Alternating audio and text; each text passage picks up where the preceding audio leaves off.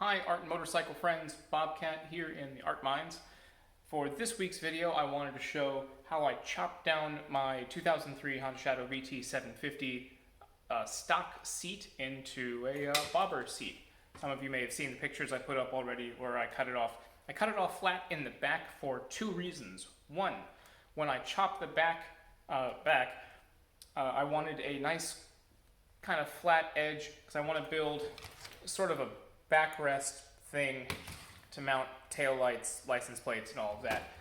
And two, and more importantly, I have no idea what I was doing, and I was making it up as I go. So, here we go. So for this, you can see where I drew the line on it, where I wanted the seat to be cut down to, and a million staples. And it's actually a lot like pulling a canvas off of the back of a frame. There's a billion staples, and they're all sharp, and they're all kind of rusty. So that's fun, that's exciting.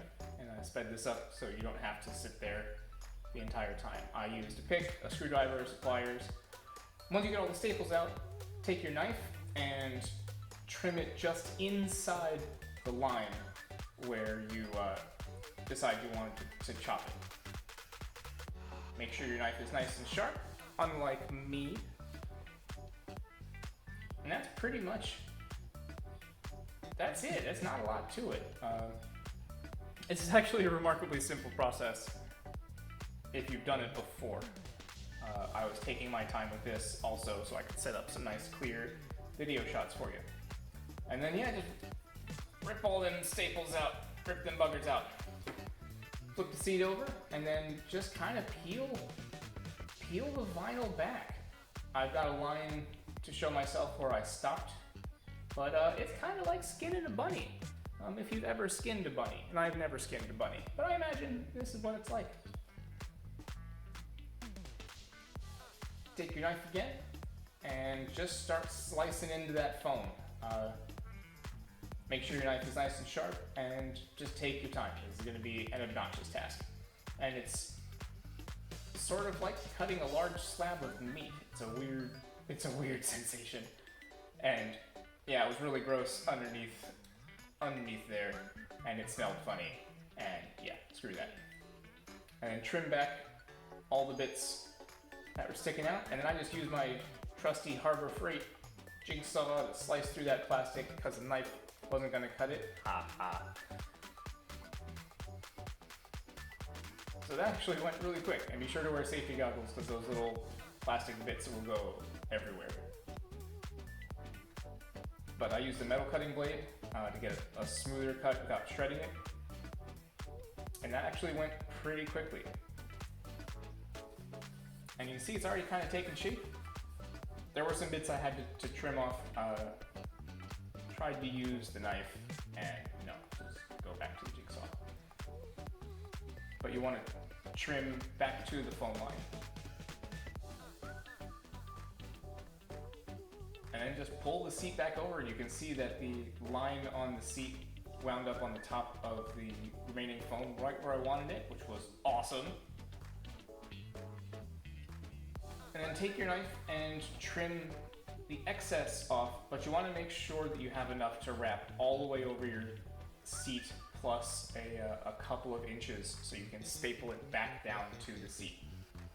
And that first staple is pain in the butt because you want to pull the fabric pretty tight. And then carry on, put it out of the hundreds of staples you took out. You want to put back a few hundred more.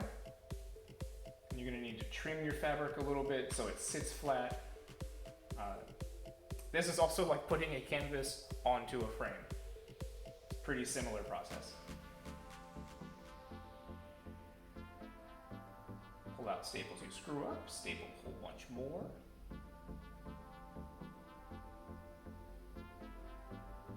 And look at that. You almost have a custom seat there.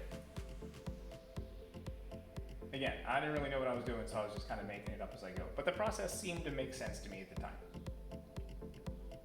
And for sewing it up, I used a leather sewing awl, which has basically a needle I use the curved furniture needle, and that needle has a groove in it so the string can run along the needle and then through the eye.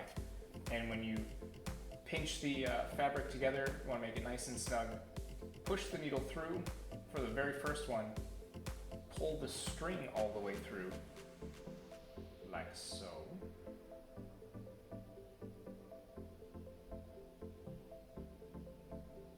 And pull the thread back out and use that to tie your first knot. This was kind of a pain in the butt. The first one is a pain because you want to make it nice and tight, and you want to have plenty of string left over on one side, and then pierce through, half a centimeter, quarter inch or so up. And this time you just pull it back and just make kind of a loop with that thread. Pull the other side of the thread through, and then pull it tight. And there you go, that's your first stitch.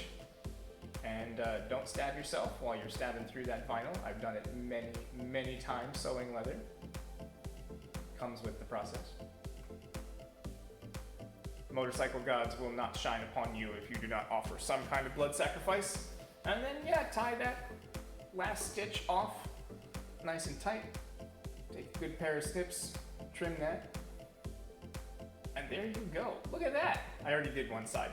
And that's the show. That's the seat mounted on the bike. And you can see where I trimmed it down. But I think it looks pretty good. So thank you for joining me. This was a lot of fun to do. A very short and simple and to the point video. And be safe out there, kids. It's kind of going crazy. Remember, Black lives have always mattered.